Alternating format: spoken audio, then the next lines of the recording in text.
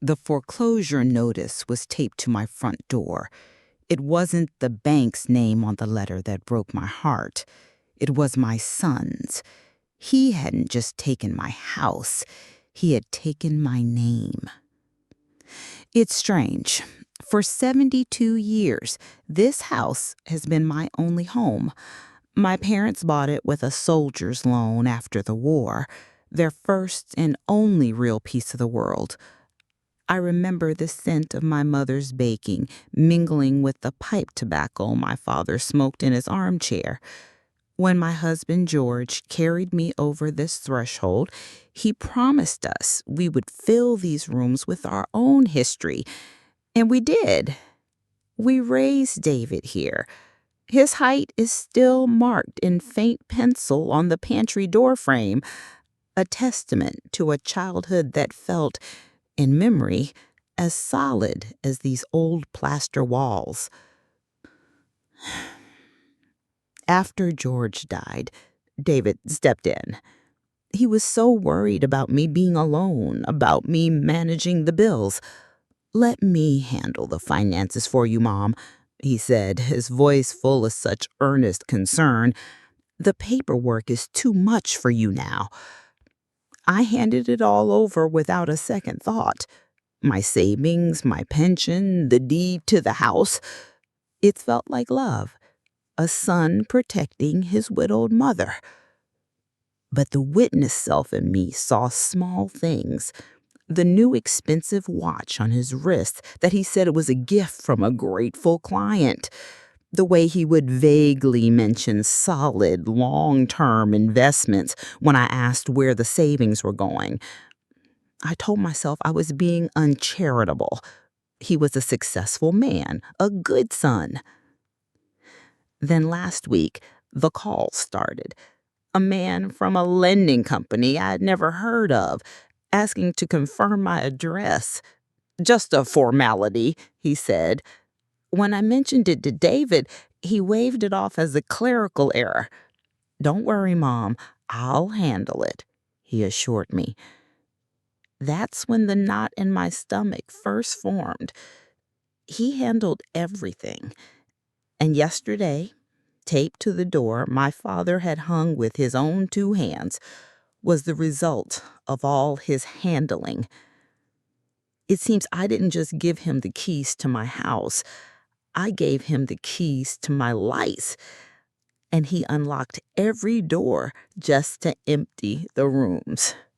The notice was cold in my hands, a stark red rectangle against the gentle blue of my front door. My mind reeled, trying to connect two irreconcilable facts, the love of my son and the cold, legal language of foreclosure.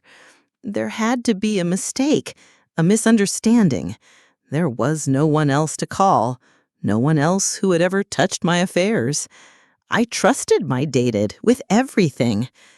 I made my way back inside, the house suddenly feeling cavernous and unsafe. I sat at my old oak desk, the one George had refinished for me as a wedding anniversary gift, and picked up the phone. My fingers, trembling slightly, dialed a number I knew by heart. Jonathan's voice was the same as it had been for 30 years, a calm baritone that had guided me through George's will and helped me set up my first meager investments. "Margot, is everything all right?" He heard the tremor in my voice instantly. I explained what I'd found, my words clumsy and uncertain. He was silent for a moment, the kind of silence that lets you know a professional is processing information, not emotion. "Margot," he said finally, his voice now tight with concern, "can you come to my office right now?" His office, high above the city, felt like a different world from my quiet tree-lined street. The hum of the city below was a distant, muffled roar. Jonathan didn't waste time with pleasantries. He had already pulled up the county records on his large monitor. "It's real, Margot," he said gently. "The property title was transferred into David's name 3 months ago." I remembered the day. David had come over with a sheaf of papers. "Just some updates to your will, Mom, making sure you're protected." I'd signed where he pointed, my trust in him absolute. He had said it was to make probate easier for him when the time came. It seems the time came much sooner than I anticipated. It got worse. At my urging, Jonathan spent the next hour digging into David's financial history. The successful provider, the savvy businessman I had been so proud of, was a ghost. In his place was a man buried under a mountain of debt. A string of failed tech startups, each one funded by quietly draining my savings accounts. 100,000 here, 50,000 there. A life's work, George's and mine, gone not to build a future, but to paper over a series of failures he was too proud to admit. Jonathan slid one last document across the mahogany desk, the purchase agreement. "He didn't just sell it to anyone, Margot," he said softly. I looked down at the paper. The buyer was a development corporation I didn't recognize, but below the corporate name, listed as the primary partner, was a name that made the air leave my lungs. Robert Caldwell, the man whose son George had pulled from a burning car 20 years ago. The man who had wept at George's funeral and said, "I owe your husband a debt I can never repay." It seemed my son had found a way to collect. I walked out of Jonathan's office into the afternoon glare, a stranger in my own life. The city felt different, its familiar rhythms now alien and threatening. How could the world look the same when mine had just been irrevocably shattered? The betrayal was a physical weight, breathing on my chest, making each breath a conscious effort. It wasn't just the money. It wasn't even the house. It was the poisoning of every memory, every holiday dinner, every proud maternal smile, every moment of shared history. All of it was now tainted, viewed through the lens of this profound deception.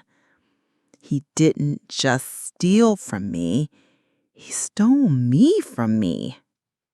That evening, back in the shell of my home, I moved through the rooms like a ghost.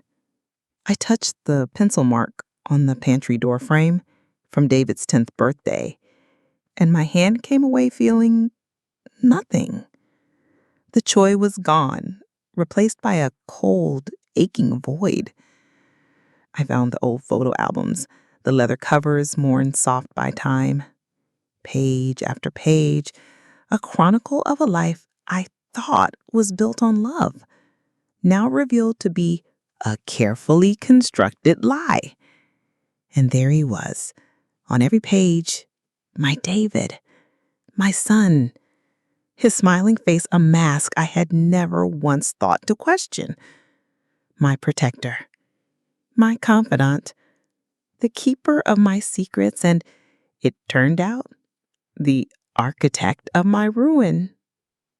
In the back of a drawer, tucked away with old birth certificates and George's military medals, I found it, a small blue diary, his, from the year he was 16. I had never read it, respecting his privacy, even after all these years, but privacy felt like a luxury I could no longer afford. My hand shook as I opened it.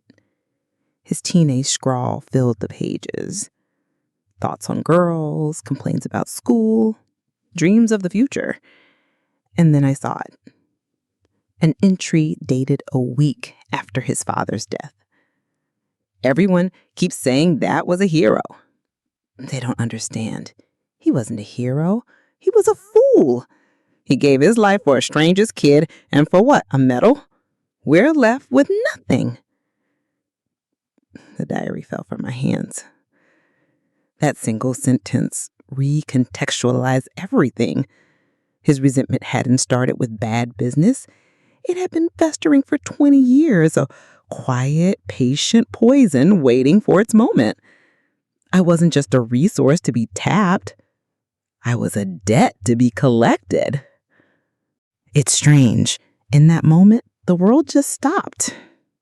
It makes me wonder, what time is it where you are right now? I finally understood. His failures weren't just about bad business. They were about a desperate, childish need to prove he was better than the man who had, in his eyes, abandoned him. He needed to build an empire to erase the shadow of his father's simple heroism. And I, with my modest, carefully managed life, was a constant, infuriating reminder of everything he wasn't. I was not the beneficiary of his protection. I was the source of his shame. And in that cold, stark moment, sitting on the floor of the house that was no longer mine, I felt the grief recede, replaced by something new, something hard and clear. It was resolve. The next morning, the sun rose on a world scrubbed clean of illusions. The grief was still there, a hollow ache in my chest. But it was no longer a paralyzing fog. It was a cold, clear lens through which I could finally see my path forward. I spent the morning at my desk, not with ledgers and bank statements, but with paper and pen. I wasn't plotting revenge in a legal sense. That was Jonathan's world. I was unearthing a truth, assembling the pieces of a story that needed to be told, not in a courtroom, but in the heart of the man who had forgotten it. My first call was not to an investigator, but to a place I hadn't visited in years, the local fire department. I asked for the station chief, a man named Bill Peterson, who remembered my George with a respect that brought a fresh wave of tears to my eyes. My plan began to take shape, not as a strategy for financial ruin, but as a carefully constructed mirror. I wasn't going to fight David on his terms in a world of contracts and lawsuits. I was going to force him to confront the ghost of his father on my terms in a world of honor and memory. Jonathan thought I was mad. "Margot, we have him," he insisted over the phone. "Breach of fiduciary duty, elder fraud. We can dismantle everything he's built." I listened patiently and then explained my own plan. He was silent for a long time. "It's unorthodox," he said finally, "and there's no guarantee it will work." "I'm not looking for a guarantee, Jonathan. I'm looking for a reckoning of the soul." Over the next few days, I became an archaeologist of my own life. I visited the pawn shop where George had bought my first real piece of jewelry, a simple gold locket. I found the retired mechanic who had serviced our family car for 40 years. I spent hours at the public library, sifting through microfilm, looking for the small local newspaper article that had been written about George's act of heroism, the one that David had dismissed as foolish. And with each conversation, with each unearthed piece of our shared past, the mirror I was building became clearer, its surface more polished, its reflection more undeniable. The final piece fell into place with a call to Robert Caldwell. It took Jonathan 2 days to track down his private number. When he answered, his voice was wary, accustomed to requests for money or favors.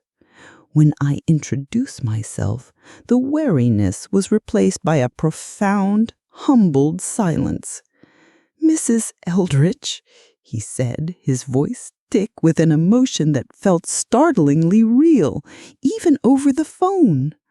I don't know what to say after all these years." I explained my situation, Not the details of David's financial malfeasance, but the simple, brutal fact my son was about to be evicted from my childhood home, a home he had taken and was about to lose due to debts he had incurred. And then I made my request. It was not for money. It was for something far more valuable. It was for his presence and for a box that I knew had been sitting in his attic for 20 years. The day of the eviction was gray and unforgiving. I sat in my car, parked across the street, a silent, unseen witness to the final act of my son's self-destruction. The house stood silent, its windows dark and lifeless. I watched as the marshal's car pulled up, the uniformed men moving with a detached, professional efficiency that felt both merciful and cruel. Then another car arrived, a gleaming black sedan I didn't recognize at first. Robert Caldwell stepped out. Older now, his hair a distinguished silver, but with the same unmistakable look of sorrow in his eyes I remembered from the funeral. He held a small wooden box in his hands. He didn't approach the house, he just stood by his car waiting. David arrived a few minutes later, alone. His confident stride was gone, replaced by the slumped shoulders of a defeated man. He saw the marshals. He saw Caldwell. He stopped in the middle of the sidewalk, a look of utter confusion on his face. He didn't seem to understand what was happening, how these two separate worlds, his financial ruin and his father's past, could possibly be colliding on this quiet suburban street. The marshals approached him, papers in hand. I couldn't hear their words, but I saw David's face crumble. I saw the reality of his failure finally, irrevocably land. After the marshals had finished their work and retreated to their car, Caldwell crossed the street. He didn't speak. He simply handed the wooden box to David, and then, taking a small envelope from his jacket pocket, gave him that as well. He placed a hand on David's shoulder, a gesture of quiet compassion, spoke a few words I couldn't hear, and then turned and walked back to his car.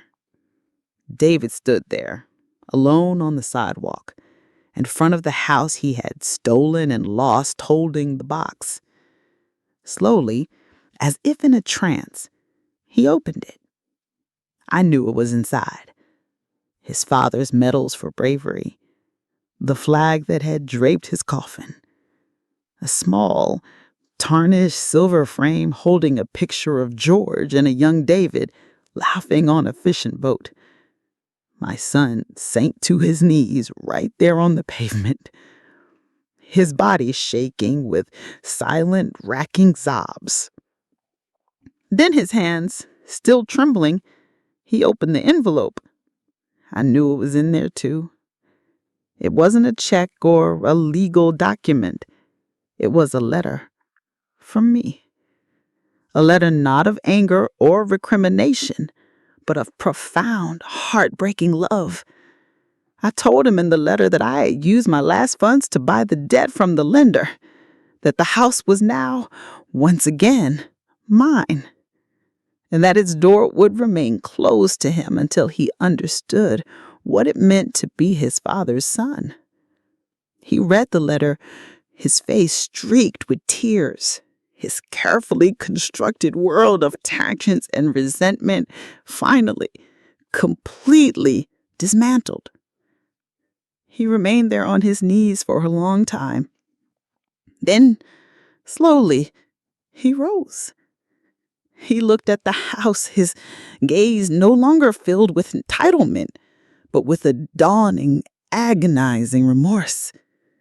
He clutched the box to his chest, a lifeline in the wreckage of his life, and began to walk. Not toward the house, but away from it. Away from the life he had tried to build on a foundation of lies and toward a future I could only hope would be defined by his father's honor, not by his own mistakes.